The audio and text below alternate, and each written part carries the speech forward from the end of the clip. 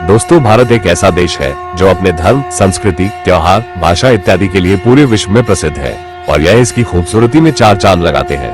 भारत के सांस्कृतिक और धार्मिक मेले जैसे कुंभ मेला, सोनपुर मेला, पुष्कर मेला, हिमस्गपा मेला, कोलायत मेला, गंगा सागर मेला इत्यादि, जो हर वर्ष एक त्योहार की तरह ही काफी हर्षोल्लास और धूमधाम के साथ मनाए जाते हैं। नमस्कार दोस्तों, आप सभी का स्वागत है हमारे चैनल द डिवाइन स्टोरीज में। हमारे इस वीडियो में इन्हीं में से एक सबसे प्रमुख और सबसे बड़े मेले की बात करेंगे, जिसे कहते हैं कुंभ मेला। यह मेला इतना खास है कि इस मेले में करोड़ों लोग पूरे भारत और विदेशों से आते हैं। आपको जानकर हैरानी होगी कि कुंभ मेला पूरे विश्व में सबसे बड़ा धार्मिक सम्मेलन भी माना जाता है। कुंभ मेले में सभी श्रद्धालु पवित्र नदियों में डुबकी लगाते हैं।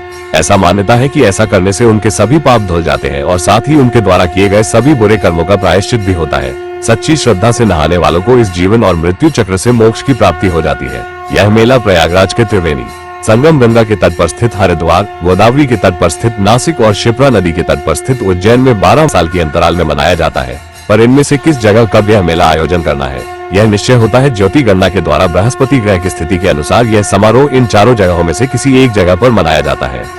मान्यताओं की माने तो जब बृहस्पति कुंभ राशि में और सूर्य मेष राशि में प्रवेश करते हैं तो महाकुंभ मेले का आयोजन किया जाता है। वैसे तो प्रयाग की कुंभ मेले का महत्व सबसे अधिक है। बताया जाता है कि इस मेले के आयोजन का इतिहास 850 साल से भी ज्यादा पुराना है।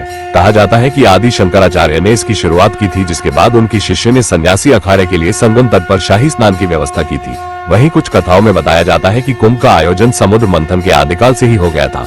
दोस्तों, वैसे तो कुंभ मेले का नाम किसी भी प्राचीन ग्रंथों में नहीं मिलता है, बल्कि इस मेले की जानकारी प्राचीन ग्रंथों में माघ मेला के नाम से होता है। पर हमारे वैदिक किताबें जैसे ऋग्वेद, यजुर्वेद, सामवेद और अथर्ववेद या अन्य पौराणिक ग्रंथों में माघ मेला या कुंभ मेले के पीछे की कहानी जरूर बताई गई है। आज वर्तमान में इसी कहानी के कारण माघ मेला कुंभ मेले के नाम से प्रसिद्ध है।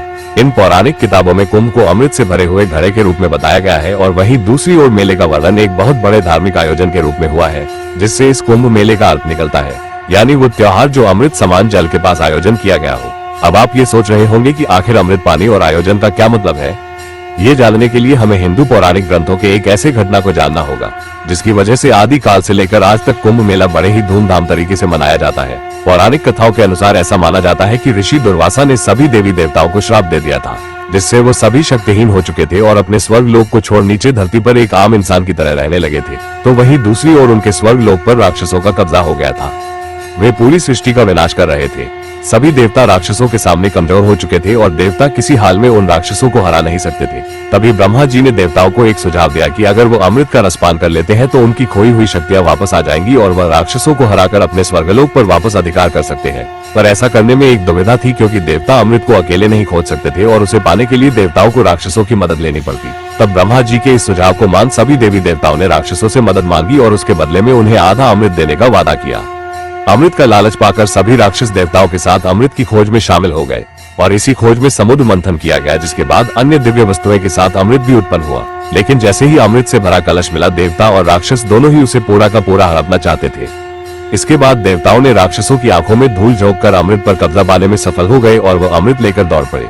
इसके बाद राक्षसों ने भी उनका पीछा करना शुरू किया और यह सिलसिला 12 दिनों तक चला, जो मानव जाति के लिए 12 वर्ष के बराबर होता है। लेकिन देवताओं द्वारा अमृत लेकर भागने के दौरान कलश से अमृत की 4 बूंदें धरती पर जा गिरी और माना जाता है कि यह अमृत बूंदें हरिद्वार की गंगा नदी, प्रयागराज की त्रिवेणी संगम, उज्जैन की शिप्रा नदी और नासिक की गोदावरी नदी में गिरी। इसी कारण कुंभ मेला हर 12 वर्ष के अंतराल पर इन 4 जगहों पर आयोजित किया जाता है। ऐसा कहा जाता है कि ज्योतिषी गणना के बाद जब कुंभ मेले का समय आता है तो यह नदियां वही अमृत का रूप धारण करती है, जिसमें नहाने से लोगों के सभी पाप हमेशा हमेशा के लिए धुल जाते हैं। यह थी कुंभ के पीछे की पौराणिक कथा, जहां सभी श्रद्धालु पवित्र नदियों में डुबकी लगाकर अपने पापों का नाश करते हैं। पहले तो इस मेले का आयोजन केवल आम जनता, नागा, साधु और अखाड़ा के लोगों तक सीमित था, लेकिन आज जब भी कुंभ होता है तो इन लोगों के साथ साथ कई देश और विदेश के प्रसिद्ध लोग भी कुंभ मेले की खूबसूरती का आनंद लेने आते हैं, जिसकी वजह से ये कुंभ मेला आज एक मेला नहीं बल्कि एक बड़ा त्योहार बन चुका है, जिसको हरिद्वार, प्रयाग और नासिक में ही नहीं बल्कि आज पूरे भारत के सभी छोटी बड़ी नदियों के तट पर काफी धूमधाम से मनाया जाता है। इसीलिए ये पर्व भारत की संस्कृति का एक अभिन्न हिस्सा है, जिसे देखते हुए यूनेस्को ने कुंभ मेले को अपने लिस्ट में शामिल किया है। दोस्तों, क्या आप कभी कुंभ के मेले में गए हैं? आपको क्या लगता है कि आने वाली नई पीढ़ी भी कुंभ मेले की इस परंपरा को बरकरार रख पाएगी? क्या आपको कुंभ मेले जैसे किसी और बड़े धार्मिक आयोजन की कहानी पता है?